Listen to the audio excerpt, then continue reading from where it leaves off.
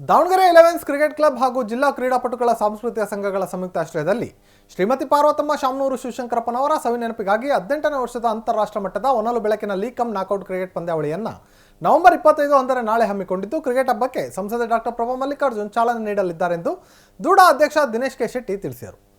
ಸುದ್ದಿಗೋಷ್ಠಿಯಲ್ಲಿ ಮಾತನಾಡಿದ ಅವರು, ದಾವಣಗೆರೆ ಜಿಲ್ಲಾ ಕ್ರೀಡಾಂಗಣದಲ್ಲಿ ನವೆಂಬರ್ 25ರಿಂದ ನವೆಂಬರ್ 30ರವರೆಗೆ 5 ದಿನಗಳ ಕಾಲ ಪಂದ್ಯಾವಳಿ ನಡೆಯಲಿದ್ದು ನಾಳೆ ಮಧ್ಯಾಹ್ನ 3:30ಕ್ಕೆ ಕ್ರಿಕೆಟ್ ಹಬ್ಬಕ್ಕೆ ಚಾಲನೆ ದೊರೆಯಲಿದ್ದು ಜಿಲ್ಲಾಧಿಕಾರಿ ಗಂಗಾಧರ್ ಸ್ವಾಮಿ, ಎಸ್ಪಿ ಉಮಾ ಪ್ರಶಾಂತ್, ಉದ್ಯಮಿಗಳಾದ ಅತನಿ ವೀರಣ್ಣ, ಶ್ರೀನಿವಾಸ್ ಶಿವಗಂಗಾ, ಮಹಾದೇವ, ದೂಡಾ ಕಮಿಷನರ್ ಹುಲ್ಮನಿ ತಿಮ್ಮಣ್ಣ, ಪಾಲಿಕೆ ಆಯುಕ್ತ ರೇಣುಕಾ ಪಾಲ್ಗೊಳ್ಳಲಿದ್ದಾರೆ ಎಂದರು.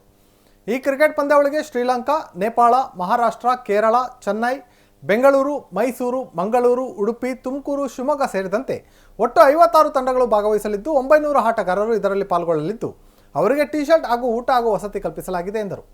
ಈ ಟೂರ್ನಿಯಲ್ಲಿ ವಿಜೇತರಿಗೆ ಪ್ರಥಮ ಸ್ಥಾನ 5,55,555 ನಗದು ಹಾಗೂ ಶಾಮನೂರು ಡೈಮಂಡ್ ಕಪ್, ದ್ವಿತೀಯ ಬಹುಮಾನ 3,55,555 ನಗದು ಹಾಗೂ ಶಿವಗಂಗಾ ಕಪ್ ಹಾಗೂ ತೃತೀಯ ಬಹುಮಾನ 1,55,500 ನಗದು ಹಾಗೂ ಆಕರ್ಷಕ ಟ್ರೋಫಿ ನೀಡಲಾಗುತ್ತದೆ ಎಂದರು. ಸುದ್ದಿಗೋಷ್ಠಿಯಲ್ಲಿ ಶ್ರೀನಿವಾಸ್ ಶಿವಗಂಗಾ, ಜಯಪ್ರಕಾಶ್ ಗೌಡ, ಸುರೇಶ್ ಸೇರಿದಂತೆ ಮತ್ತಿತರರಿದ್ದರು.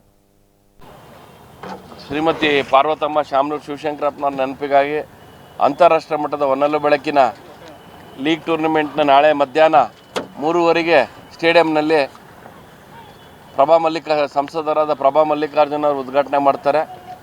ಮುಖ್ಯ ಅತಿಥಿಗಳಾಗಿ ಗಂಗಾಧರ್ ಸ್ವಾಮಿಯವರು, ಉಮಾ ಪ್ರಶಾಂತ್ ಅವರು, ಅತನಿ ವೀರಣ್ಣವರು, ಶ್ರೀನಿವಾಸ್ ಶಿವಗಂಗಾರವರು, ಮಹಾದೇವ್, ನಮ್ಮ ಡೂಡಾ ಕಮಿಷನರಾದಂಥ ಹುಲ್ಮನಿ ತಿಮ್ಮಣ್ಣವರು, ಕಾರ್ಪೊರೇಷನ್ ಕಮಿಷನರಾದ ರೇಣುಕಮ್ಮನವರು ಇವತ್ತು ನಾಳೆ ಮಧ್ಯಾಹ್ನ 3:15 ಉದ್ಘಾಟನೆ ಮಾಡ್ತಾರೆ.